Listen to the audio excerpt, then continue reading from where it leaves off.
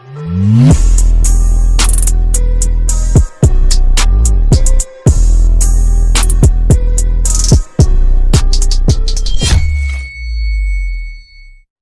guys, sebelum gua lanjut, kalian wajib subscribe dulu dan nyalakan notifikasinya. Setelah kalian subscribe dan nyalakan notifikasinya, kalian follow dulu IG gua guys yang namanya 1bit. Oke, kita lanjut guys. Kalau kalian sudah subscribe dan